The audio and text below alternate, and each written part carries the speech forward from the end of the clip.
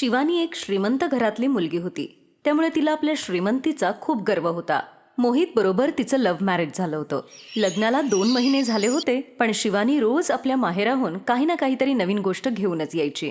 शिवानी, हे काय? आज तू काय घेऊन आलीयस नवीन? रोज तू काही ना काहीतरी घेऊनच येत असतेस. असं बरोबर दिसत नाही शिवानी. तुझे आई वडील, दादा वहिनी काय विचार करतील की आम्ही तुला काहीच घेऊन देऊ शकत नाही का?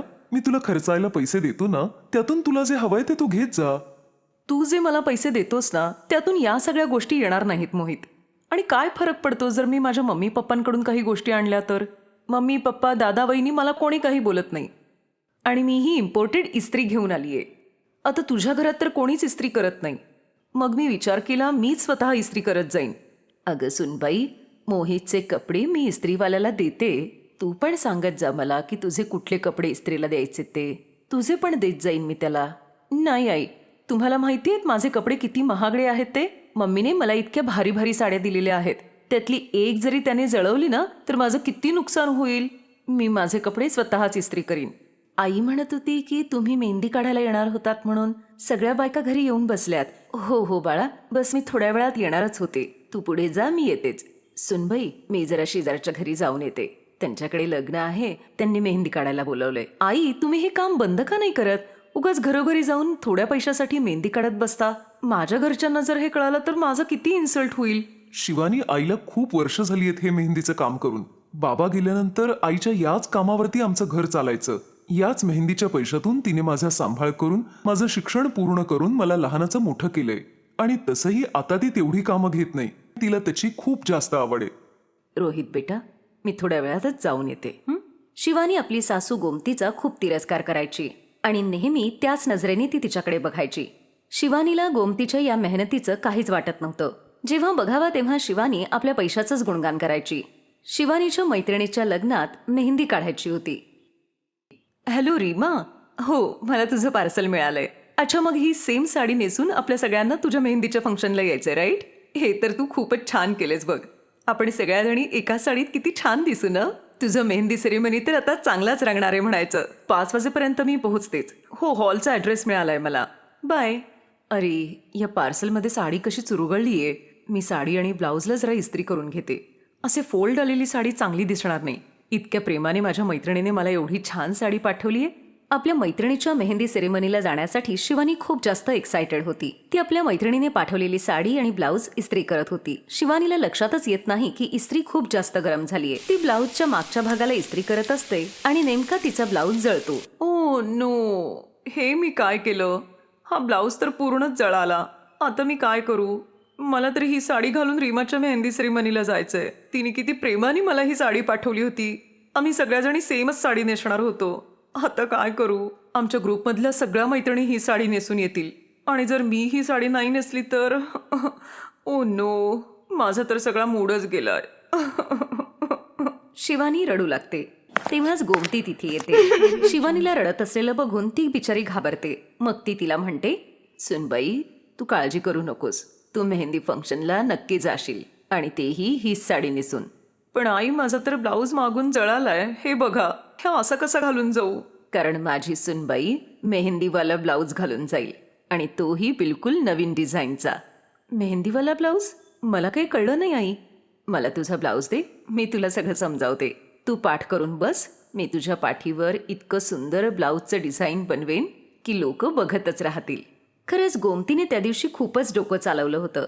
त्या दिवशी तिची मेहंदीची ही आयडिया चांगलंच काम करून गेली. गोमतीने त्या ब्लाऊजला कापून त्याचं बॅकलेस ब्लाऊज तयार केलं आणि खूपच सुंदर मेहंदीचं डिझाईन बनवलं. शिवानीची मेहंदी वाळते. शिवानी जेव्हा साडी नेसते आणि त्यानंतर ते डिझाईन बघते तेव्हा ते खूपच सुंदर दिसत होतं. अगदीच नवीन स्टाईलचं. शिवानी जो आपल्या सासूचा तिरस्कार करत होती तो आज प्रेमात रूपांतरित झाला होता. शिवानी आपली सासू गोमतीच्या जवळ जाते. ती गोमतीलाही आपल्याबरोबर त्या फंक्शनमध्ये घेऊन जाते आणि त्या फंक्शनमध्ये ती सगळ्यांची भेट करून देते. सगळेजण शिवानीच्या मेहंदीवाल्या ब्लाऊजची जेव्हा स्तुती करत होते तेव्हा शिवानीने त्यांना सगळ्यांना सांगितलं की हे तिच्या सासूबाईंनी गोमतीने बनवलं आहे. शिवानीची मैत्रीण रीमाला ते डिझाईन इतकं आवडलं होतं की तिने त्याच वेळी गोमतीकडून सेम तसंच डिझाईन काढून घेतलं.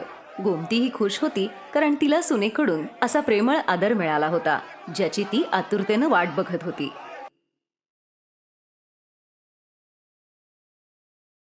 अनुपमा आपल्या एकुलत्या एका मुलाबरोबर चंदीगड शहरात राहत होती. उदय एका मोठ्या कंपनीत नोकरी करत होता, जिथे त्याला सौम्या नावाची एक मुलगी खूप आवडायची आणि ते दोघंही लग्न करतात. सौम्या अनुपमाची एकुलती एक सून होती आणि ती खूप चांगली शिकलेली होती. पण अनुपमा मात्र काहीच शिकलेली नव्हती. पण अनुपमा खूप चांगली सासू होती, जी आपल्या सुनेची प्रत्येक कामात मदत करायची. उदय आणि सौम्याच्या लग्नाला काही महिनेच झाले होते, त्यामुळे घरातला सगळा खर्च उदयच बघत होता. एकदा उदयला आपल्या ऑफिसच्या कामासाठी शहराबाहेर जावं लागत होतं, त्यामुळे घरातल्या खर्चाची जबाबदारी तो सौम्याकडे देतो. तो गेल्यानंतर घरातला सगळा खर्च सौम्याच बघत होती. लग्नानंतर 3 महिने झाले होते, तरी सुद्धा सौम्याला हे माहीत नव्हतं की तिची सासू अनुपमाला जराही लिहिता वाचता येत नाही आणि उदयनेही कधी तिला हे सांगितलं नव्हतं. एक दिवस जेव्हा सौम्याला घरातलं सामान आणण्यासाठी बाजारात जायचं होतं, तेव्हा ती आपल्या सासूला म्हणते, आई, मी सामान आणण्यासाठी जरा बाजारात जातीये. दूधवाला जर बिल मागायला आला तर त्याला तुम्ही तिजोरीतले 2,000 रुपये काढून द्या. हो सौम्या, तू अगदी निश्चिंत जा, मी दूधवाल्याचा हिशोब करून देईन. अनुपमा सौम्याच्या बोलण्याला हो म्हणते, कारण तिला वाटत होतं की तिजोरीतले पैसे तिने मोजून ठेवले असतील आणि तेच पैसे तिला दूधवाल्याला द्यायचे. थोड्या वेळाने सौम्या बाजारात जाते. ती गेल्यानंतर काही वेळातच दारावरची बेल वाजते. नमस्कार बाईसाहेब, माझं मागच्या महिन्याचं बिल राहिलंय. हो हो, इथेच थांब, मी आत्ता घेऊन येते. अनुपमा आतल्या खोलीत जाते आणि ती तिजोरीचं दार जेव्हा उघडते तेव्हा बघते की तिथे खूप सारे पैसे होते. आता मला कसं कळणार की 1,000 रुपये म्हणजे किती पैसे होतात ते? सुनबाईनी बहुतेक हे मोजूनच ठेवलेले दिसतायत. असं करते, दूधवाल्याला हे बंडल असंच देते. जो काही हिशोब असेल त्याचा तो बघून घेईल. अनुपमा 2,000 रुपयांपेक्षा जास्त पैसे घेऊन जाते आणि त्याला देत ती म्हणते, अरे रामू, हे घे आणि हे एकदा मोजून मला सांग किती पैसे आहेत ते. जास्त असतील तर दे आणि कमी असतील तर तसंही सांग. रामूला हे चांगलं माहीत होतं की अनुपमा एक अशिक्षित बाई आहे आणि तिला पैशाचं काहीही समजत नाही. याचाच गैरफायदा घेऊन तो म्हणतो, बाईसाहेब, पैसे पूर्ण आहेत. माझा एवढाच हिशोब होता. सौम्य मॅडमना बी सांगा माझा हिशोब आता पूर्ण झालाय म्हणून. एवढं बोलून रामू तिथून निघून जातो. थोड्या वेळाने सौम्या बाजारातून येते आणि आपल्या सासूला येऊन म्हणते, सॉरी आई, मला जरा बाजारातून यायला वेळ झाला. आज बाजारात ना खूप गर्दी होती. अच्छा आई, दूधवाला आला होता का बिल घ्यायला? तुम्ही त्यांचा हिशोब केलात ना? तुम्हाला काही अडचण तर आली नाही ना? नाही नाही बाळा, मला काही अडचण नाही आली. मी दूधवाल्याचा हिशोब केलाय. तो म्हणत होता की आतापर्यंतचा माझा सगळा हिशोब मिळालाय, पण तरीही तू तिजोरी एकदा बघून घे, पैसे कमी तर झाले नाहीयेत ना? त्यानंतर सौम्या आपल्या खोलीत जाते आणि तिजोरी उघडून बघते तेव्हा तिथे पैसे कमी असतात. ती येऊन आपल्या सासूबाईंना विचारते, आई, तुम्ही पैसे अजून दुसऱ्या कामासाठी पण खर्च केलेत का? तिथून पैसे जरा जास्तच निघालेत. की तुम्ही दूधवाल्याला चुकून जास्त पैसे तर नाही दिले ना? कारण तिजोरीमधून त्यापेक्षा जास्त पैसे काढले गेलेत. तुम्ही जर ते पैसे वापरले असतील तर काहीच हरकत नाही, तुमचाच पैसा आहे तो. सौम्याचं बोलणं ऐकून अनुपमा विचार करू लागते, अरे देवा, मी दूधवाल्याला पैसे जास्त तर नाही दिले. मग ती घाबरत घाबरत आपल्या सुनेला म्हणते, मला ना पैसे मोजायला येतात ना मला लिहायला वाचायला येतं. माझ्यासाठी म्हणजे नुसत्या काळ्या दगड्यावर पांढऱ्या रेघा. मला वाटलं तू दुधाचे पैसे मोजूनच ठेवले असशील म्हणून मी ते उचलून त्याला देऊन टाकले. पण मला काय माहिती की तो रामू मलाच असा फसवून जाईल म्हणून. मी त्याच्यावर किती विश्वास ठेवला होता. माहित नाही माझ्या या चुकीमुळे तुझं किती मोठं नुकसान झालं असेल ते. आई, तुम्ही कशाला काळजी करताय? पैसे दूधवाल्याकडेच जास्त गेलेत ना, काही हरकत नाही, पुढच्या महिन्यात ऍडजस्ट करीन ते. पण आई, मला एक सांगा, तुम्हाला जर वाचायला येत नाही तर हे तुम्ही मला आधीच सांगायचं होतं. उदयने जेव्हा मला हा सगळा खर्च भागवायला सांगितला होता तेव्हा मला ही जबाबदारी अजिबात माझ्याकडे नको होती. मी उदयला तसं सांगितलंही होतं, पण तो म्हणाला तूच बघ. आणि तेव्हा मला हे माहीत नव्हतं की तुम्हाला लिहिता वाचता येत नाही. सौम्याच्या मनात आपल्या सासूला लिहायला वाचायला शिकवण्याची इच्छा निर्माण होते. त्यामुळे ती ऑनलाईन असे क्लास बघायला लागते जिथे त्यांच्या वयाच्या बायकांना शिकवलं जातं. काही दिवस शोधल्यानंतर सौम्याला अशी एक शाळा मिळतेच.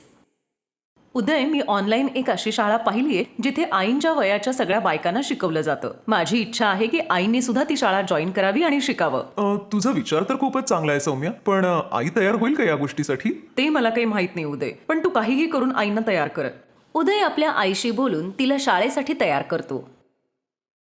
मग ते दोघंही जाऊन अनुपमाचं ऍडमिशन घेतात. दुसऱ्या दिवशी उदय अनुपमाला शाळेत सोडून येतो. काही दिवस शाळेत शिकल्यानंतर आता अनुपमाला लिहायला वाचायला येत होतं. मग एक दिवस जेव्हा दूधवाला हिशोब मागायला येतो तेव्हा सौम्या आपल्या सासूला आवाज देत म्हणते, आई जरा दूधवाल्याचा हिशोब द्या ना, मी किचनमध्ये स्वयंपाक करतीये. ठीक आहे सौम्या, तू तुझं काम कर, तोपर्यंत मी या दूधवाल्याचा हिशोब करून येते. मग अनुपमा पैसे घेऊन जाते आणि दूधवाल्याला म्हणते, रामू, तू मला अशिक्षित समजून माझ्याकडून पैसे लुबाडले होतेस. तू हे बरोबर केलं नव्हतंस. मला वाटलं तू प्रामाणिक आहेस म्हणून. माझी सुनबाई होती म्हणून मला तिने सगळं समजावून सांगितलं, नाहीतर मी आपली उगाच तुझ्यावर विश्वास ठेवून बसले होते. यानंतर जर तू हिशोबात आता काही चूक केलीस ना, तर माझ्या इतकं वाईट कोणी नसेल बघ. रामूला आपल्या चुकीचा पश्चाताप होतो आणि तो हात जोडून अनुपमाला माफी मागत म्हणतो, मला माफ करा बाईसाहेब. एवढे सगळे पैसे बघून मला मोह आवरला नाही. यापुढे अशी चूक अजिबात नाही होणार बाईसाहेब. अनुपमाच्या डोळ्यात अश्रू येतात आणि ती किचनमध्ये येऊन आपल्या सुनेला म्हणते, सौम्य बाळा, आज केवळ तुझ्यामुळं माझ्यात ही हिंमत आली की मी एकटी त्या दूधवाल्याचा हिशोब करू शकले. आज मला शिक्षणाचं महत्त्व पटलंय. शिकल्यामुळं जो आत्मविश्वास वाढतो आणि समाजात जो मान वाढतो.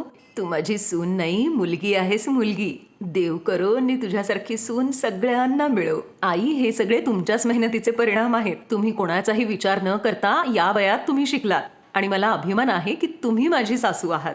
मग दोन्ही सासूसुना डोळ्यात अश्रू घेऊन एकमेकींना मिठी मारतात. Best buddies. हॅलो मित्रांनो, हा व्हिडिओ पाहिल्याबद्दल धन्यवाद. जर तुम्हाला हा व्हिडिओ आवडला असेल तर कृपया लाईक, सबस्क्राईब आणि कमेंट नक्की करा. आणि हो, शेअर करायला पण विसरू नका. अजून असेच मजेदार व्हिडिओ पाहण्यासाठी खाली दिलेल्या घंटीला दाबा. बघत रहा बेस्ट बडीज.